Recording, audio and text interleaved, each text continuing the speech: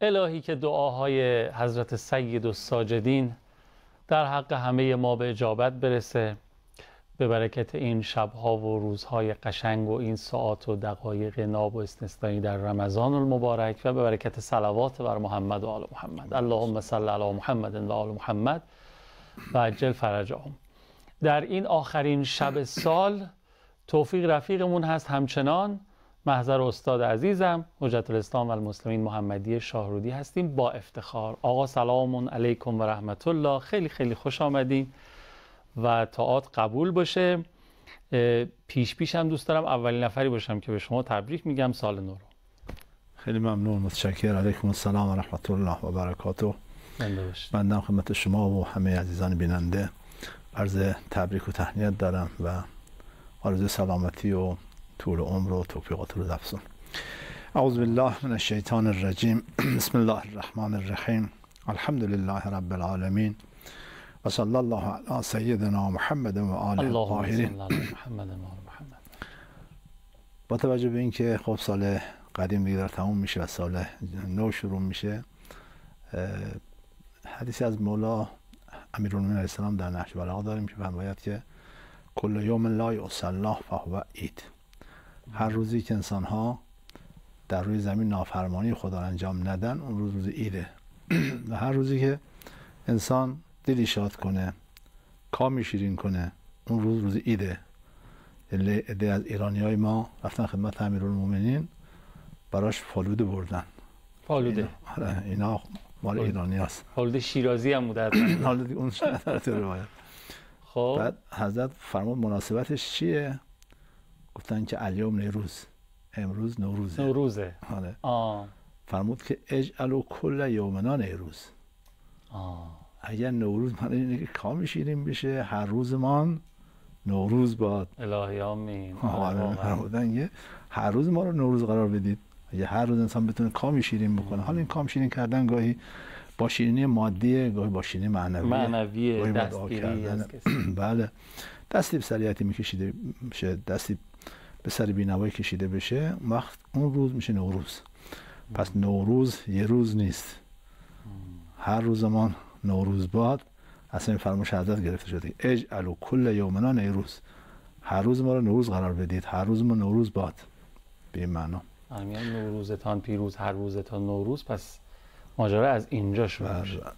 بله، نوروز خب عید ایرانی هاست ولی اسلام هم امضا کرده.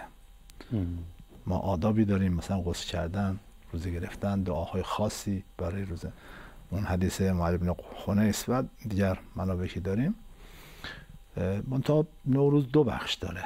یک بخشش اون بخشی که خوبیست و صفا و لطف و رحمت توشه، خب حتما مورد تایید اسلام هست، مثلا صله رحم انجام دادن، نظافت کردن، عیدی دادن.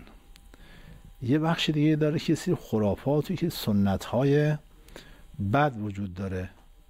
منصور دوانیقی به امام کاظم گفت که امروز روز نوروزش ما بنشینید و هدایای رعیت ها را تحویل بگیرید.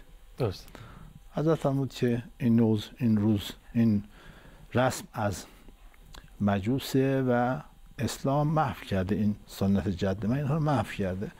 گفت برای سیاست جنده، سیاست میخوایم.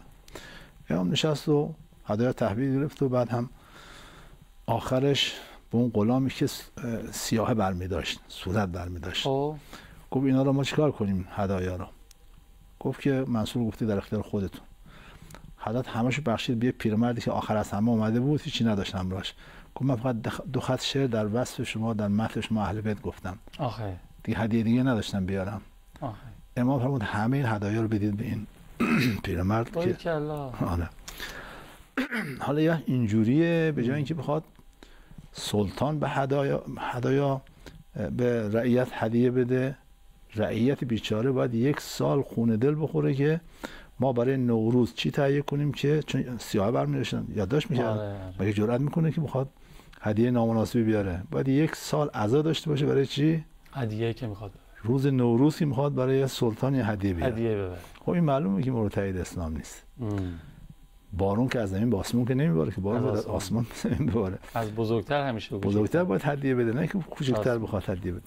از این بخش خب اینا رو اسلام تایید نمیکنه. اینکه بخوایم مثلا فرض کن چهارشنبه سوزی را بندازیم، خب این نه عقل تایید میکنه، نه منطق، نه علم، نه انسانیت، نه حقوق، حق. ما بخوایم حق دیگران رو اذیت بکنیم که چی بشه؟ یا بعضی از این خرافه‌هایی که گاهی وجود داره.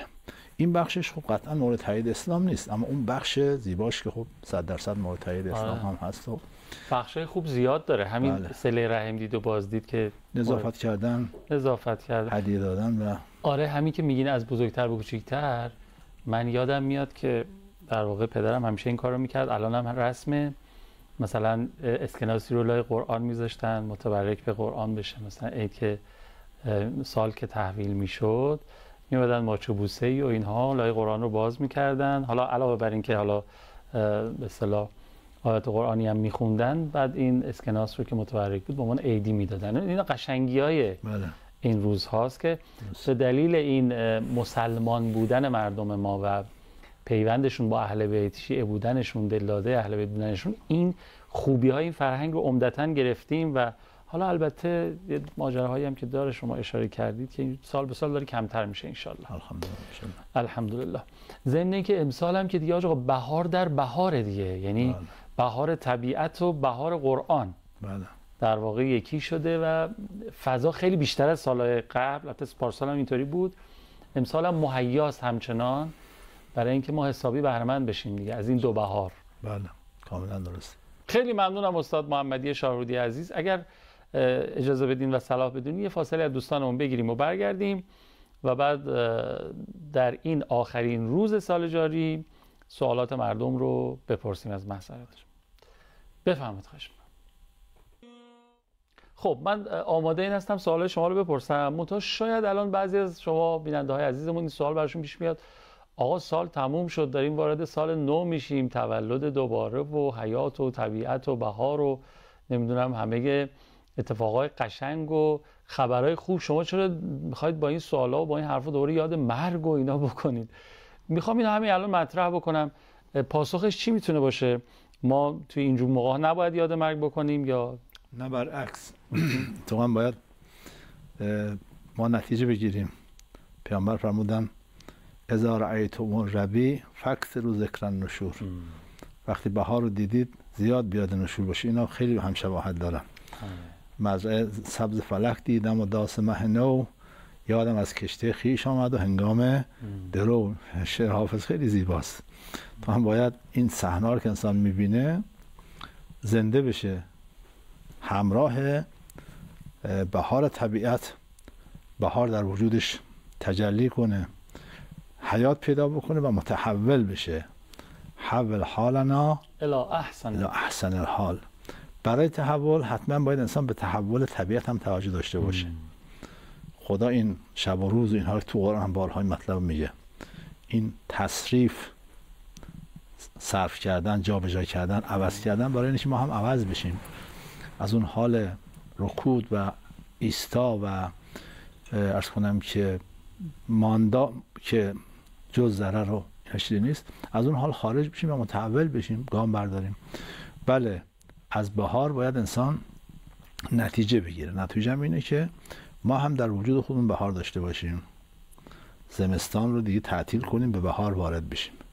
الهی آمین ان شاء الله. خیلی ممنونم استاد. گفتن آیا روح ما در خواب وارد عالم برزخی میشه؟ این کلمه روح ما وارد میشود کلمه درستی نیست. چون ورود مال بدنه. میگیم این آقا وارد خونه شد، وارد جسم شد مثلا، اما روح وارد جسم نمیشه که از جسم بخواد خارج بشه.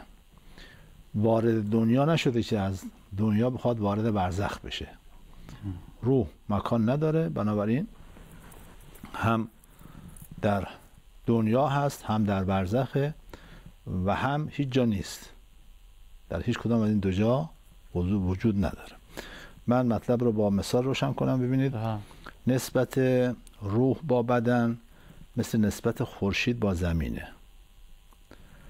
خورشید داخل زمین نیست، مماس با زمین هم نیست، متباین با زمین هم نیست.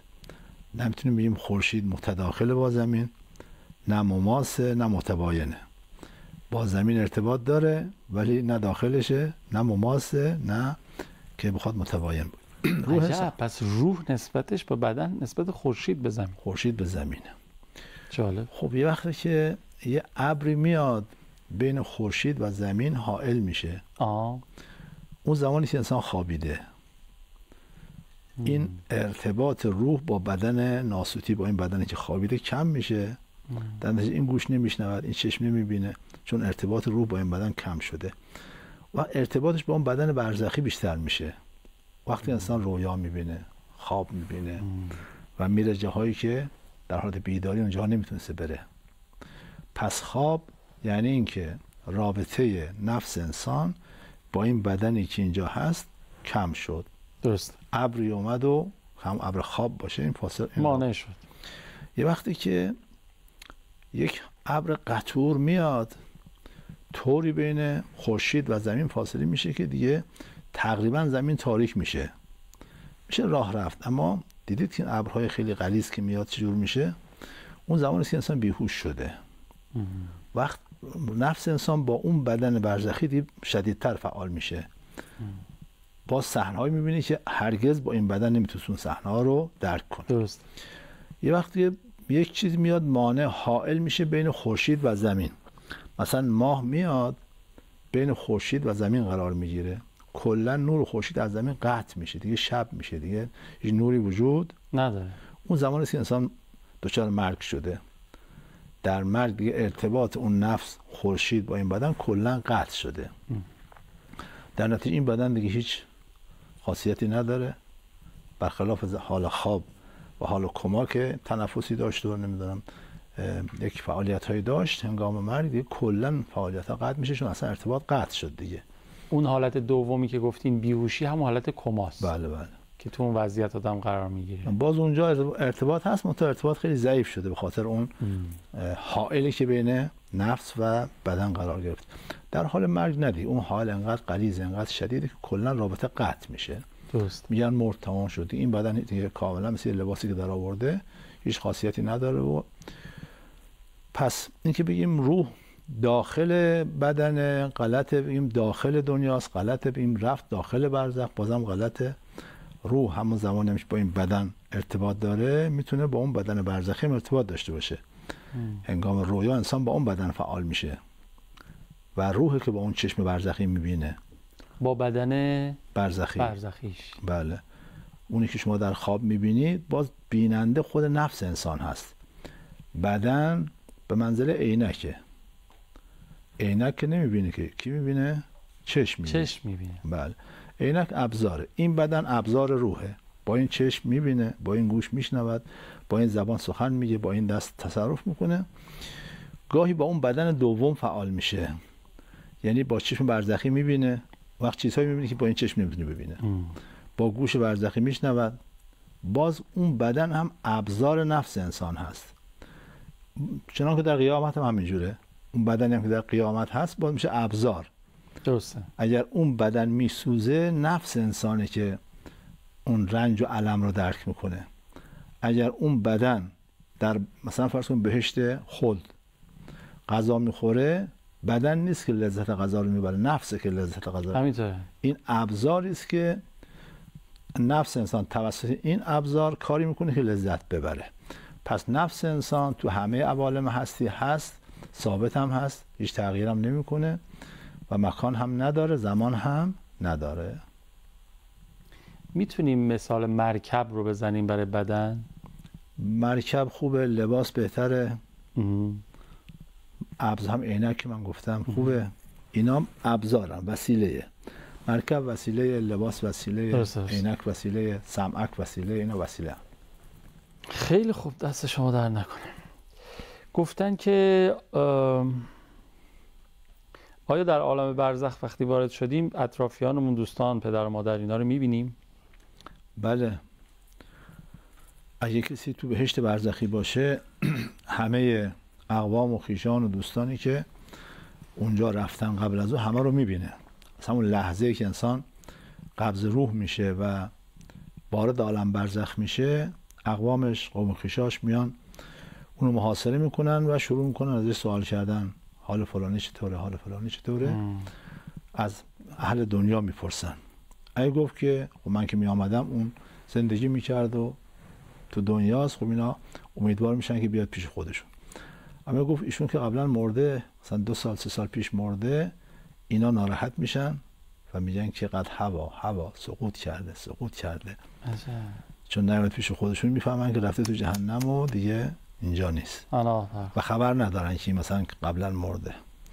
یکی از اهل برزخ میاد میگه اینو اجازه بدید که نفسش در بیاد، تازه از اون دالان سخت مرگ عبور کرده، بذارین حرارت مرگ برش تسکین پیدا کنه، بعد بیاد ازش سوال کنید، نه اینقدر که شما سوال میکنید. من یک حدیث از امام صادق علیه السلام رو هم بخونم که برنامه متبرک بشه به فرمایشات اهل بیت علیهم السلام. ازش پرسیدن که وقتی انسان میمیره چی میشه؟ فرمود ارواح المؤمنین فی حجرات فی الجنه یأکلون من طعامها و یشربون من شرابها و یتزاورون فیها و یقولون ربنا اقم لنا الساعه لتنجز لنا ما وعدتنا. فرمود که مؤمنین در قصرهای زیبایی در بهشت برزخی زندگی میکنن. حجرات تنوینش تنوین تفخیمه، انقدر این منزل‌ها زیبا و بالاست که قابل تعریف نیست. حجرات فی الجنه، در بهشت برزخی زندگی میکنن، از غذاهای بهشت برزخی میخورن، از نوشیدنی هاش مینوشن و یتزاورون فیها، برن دید و بازدید. هم یکی از لذت هاشون در بهشت برزخی چیه؟ همین دید و بازدید. انسان بخواد مثلا بره خدمت امام حسین با امام حسین سخن بگه، چقدر زیباست. فرض کنید که بهشت واقعیه. بله اون وقت دیگه، یا مثلا فرض کنید که جد پنجمش میخواد ببینه، میره دیدنش که نه، هم که اراده کرد پیشش، اراده کرد اونجاست. آره. یا عزیزی که از دستش رفته بود و خیلی هم ناراحت بود که حالا این عزیز از دستش رفته بود مرده، هر لحظه که دلش میخواد پیششه، هر شکلی که دلش میخواد پیششه. یتزاورون فیها و یقولون، دعاشون هم اینه پروردگارا قیامت برپا کن که ما بریم تو اون بهشت اصلی. چون اونجا نشونشون میدن، میگن جایگاه شما تو اون بهشت اصلی اینجا هست. خب این روایت، از این دست روایت بازم داریم که ظاهرا که ما زیاد صحبت کردیم. نه اختیار استفاده کردیم، دست شما درد نکنه. فقط با اجازه شما یه فاصله از دوستان بگیریم و برگردیم و ادامه سوالات، طرح سوالات مردم. اجازه است؟ بفرمایید. اللهم صل علی محمد و آل محمد و عجل فرجهم. آیه 50 سوره مبارکه روم رو با هم دیگه تلاوت کردیم. الحمدلله که این فرصت نصیبمون شد و توی برنامه یاد خدا با هم دیگه قرآن خوندیم. اونم آیه‌ای که ربط مستقیم به همین شب‌ها و روزها داره و سال نو و خداحافظی با فصل سرد بیروح زمستان و فصل حیات بخش بهار و مفهوم این آیه که استاد محمدی شارودی عزیزم تبیین میکنن. بله، فرمایید که نگاه کن به آثار رحمت خدای متعال که چطور مرده ها را زنده میکنه. پس شما تعجب نکنید که این مرده دوباره زنده میشه، این کسی که از دنیا رفت دوباره زنده میشه. این معنای ظاهر آیه هست. یا اینکه ببینید که خدای متعال چطور با روزه مرده ها را زنده میکنه، با ایمان مرده رو زنده میکنه. چون روح ایمان شریفترین، قویترین و بزرگترین روحی است که در انسان هست. به همین دلیل هم قرآن کسانی که ایمان ندارن رو مرده میگه. بارها تو قرآن داریم که به پیامبر میگه شما با مرده ها دارید صحبت میکنین.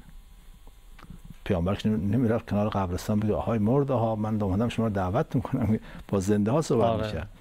ولی چون ایمان نداشتم اونها رو قرآن مرده میپنداره، میگه که اینا نه گوش دارن، نه چشم دارن، نه میبینن، نه میشنون، کرن، کورن، گنگن، لالن، در حالی که خیلی هم زبان داشتن، خیلی هم چشمشون هم تیز بود. منتها خب این احیاء معنوی خیلی مهمتر از اون احیاء مادی است. مثلا از این حیات مادی باید بره سراغ اون حیات معنوی. یعنی از بهار طبیعت بریم سراغ بهار قرآن، رمضان مبارک و بله کاملا درست، بهار معنویت و کل شیء ربیع و ربیع القرآن شهر رمضان.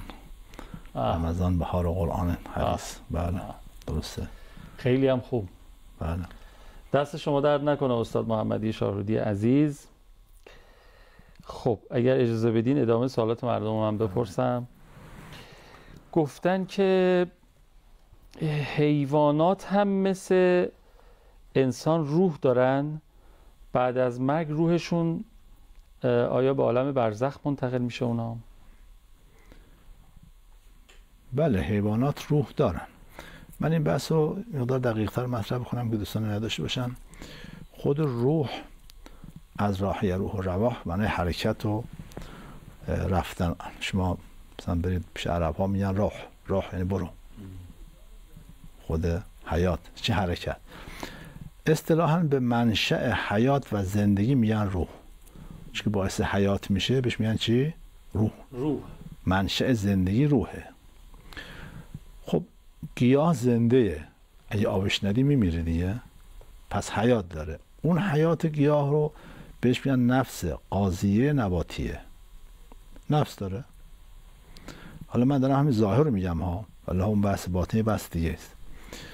از این میاد بالاتر روحی که در حیوانات هست که بهش میگن نفس سیاله حیوانیه. درست. خب اون حیاتی که حیوان داره از حیات گیاه خیلی وسیع‌تره دیگه. حیوان مثلا حرکت در عین داره، زاد و ولد داره، تنفس داره که گیاه این چیزا رو نداره. همینطوره. از این میاد بالاتر روحی که در انسان هست بهش میگن نفس ناطقه انسانیه. خب این روح عقل داره، عشق و محبت داره و فطرت داره، چه داره که اون روح‌های قبلی نداشتن. از این میاد بالاتر روحی است که در مؤمن هست که عرض کردم قرآن کسانی که مؤمن نیستن رو مورد معرفی میکنه. فراوان هم داریم تو قرآن که غیر مؤمنین رو مورد معرفی میکنه، کسی ایمان نداره مورد معرفی میکنه. خب همه این مراتب در یه مؤمن هست، یعنی هم نفس نباتی داره، هم نفس حیوانی داره، هم نفس انسانی داره، هم روح ایمانی داره که از همه بالاتره. یه مرتبه چهارمی از حیات و روح هست به نام روح القدس. اون خاص اولیاء خداست، پیامبران و امامان. اون دیگه تو اون محدوده پیدا میشه، اینجاها دیگه وجود نداره. پیامبر و امامان کنایی که معصومین، اون خاص معصومینه. خب از این مطلب مشخص شد که روح ها مراتبی دارن دیگه. درست. در بین این روح ها از نفس ناطقه به بالا اینها باقی اند، مجردند. مجرد مکان نداره، زمان هم نداره. درست. به پایین نه، مجرد نیستن، از آثار همون جسمه. پس گیاه روح دارد، اما اگه خشکید روحش باقی نیست، چون مجرد نیست، روحش محو میشه. بله. حیوان روح دارد، اما وقتی که مرد روحش محو میشه، چون مجرد نیست. انسان که همون نفخت فی من روحی که خدا میفرماید، انسان چون روحش نفسش باقی است، مجرده، وقتی هم میمیره نفس باقی است. حالا این بحث قرآنی مطرح بکنم که در آخرین آیه سوره مبارکه نبأ که و یقول الکافر یا لیتنی کنت ترابا داریم که وقتی روز قیامت که میشه خدای متعال اون حیواناتی که به بقیه حیوانات زور گفتن، ظلم کردن، بی خود حیوان شاخ زده یا مثلا کاری کرده، اینا رو محشور میکنه، هر دوشون رو. حق حیوان مظلوم از حیوان ظالم گرفته میشه. عجب. بله، اون وقت تنبیه میشه اون حیوان ظالم که ظلم کرده در قیامت، عدل ببینید تا کجا میره در قیامت. خیلی. بله. داشتم به همین فکر می‌کردم.